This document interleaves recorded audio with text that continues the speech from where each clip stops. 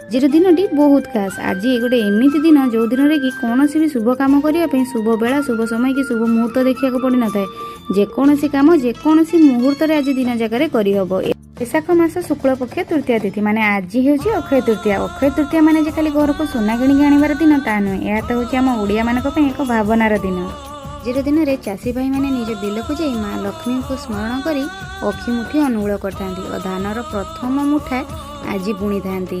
ତାଙ୍କର ଧାରଣା ଯେ ଆଜି ଅକ୍ଷୟ ତୃତୀୟାରେ ଯଦି ପ୍ରଥମ ଧାନ ଅନୁକୂଳ କରାଯାଏ ତାହେଲେ ବର୍ଷ ଯାକ ଚାଷ କାମ ତ ଭଲ ହୁଏ ଆଉ ହାଣ୍ଡି ପୂରିକି ରହିଥାଏ।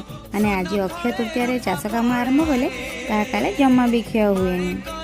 ଆଜି ଦିନରେ ଘରକୁ ସୁନା କିଣିକି ଆଣିଲେ ଘର ପୁରେ ସତ, କିନ୍ତୁ ଚାଷୀ ଭାଇର ଏହି ମୁଠାଏ ଧାନରେ ସାରା ଦୁନିଆର ପେଟ ପୁରିଥାଏ। ସେଥିପାଇଁ ତ କୁହାଯାଏ ଆମ ଚାଷ କାମ ଆଉ ଆମ ଚାଷୀ ଭାଇ ମହାନ।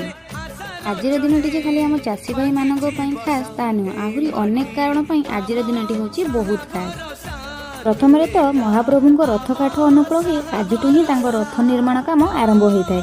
ଆଉ ଏଇ ଯେଉଁ ଗରମ ଯୋଗୁଁ ମହାପ୍ରଭୁଙ୍କୁ ଚନ୍ଦନ ଲାଗି ହୋଇ ଆଜିଠୁ ହିଁ ତାଙ୍କର ଚନ୍ଦନ ଯାତ୍ରା ବି ଆରମ୍ଭ ହୋଇଥାଏ। ଦ୍ୱିତୀୟରେ ଭଗବାନଙ୍କର ଯେଉଁ ଷଷ୍ଠ ଅବତାର ମାନେ ଭଗବାନ ପରଶୁରାମଙ୍କର ବି ଆଜି ହେଉଛି ଜନ୍ମତିଥି। ଆଜିର ଦିନରେ ହିଁ ମା ଗଙ୍ଗା ପୃଥିବୀ ପୃଷ୍ଠକୁ ଅବତରଣ କରିଥିଲେ। ଆଉ ଆଜିର ଦିନରେ ହିଁ ଭଗବାନ ଗଣେଶ ବା ଶ୍ରୀ ଗଣେଶ ମହାଭାରତ ଲେଖିବା ଆରମ୍ଭ କରିଥିଲେ। ଖାଲି କ'ଣ ଏତିକି, ଆଜିର ଦିନରେ ହିଁ ଭଗବାନ ଶ୍ରୀକୃଷ୍ଣ ତାଙ୍କର ପରମ ମିତ୍ର ସୁଦାମାଙ୍କର ଦାରିଦ୍ରତା ଦୂର କରିଥିଲେ। ଆଉ ଆଜିଠୁ ହିଁ ସତ୍ୟ ଯୁଗର ଶେଷ ହୋଇ ତ୍ରେତୟା ଯୁଗର ଆରମ୍ଭ ହୋଇଥିଲା।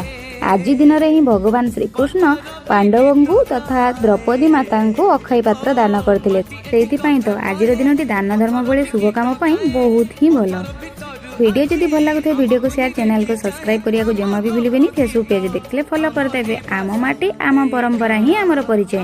ଦେଖା ହେବ ପୁଣି ନେକ୍ସଟ ଭିଡ଼ିଓରେ। ଏବେ ପାଇଁ ରହିଲି, ଜୟ ଜଗନ୍ନାଥ।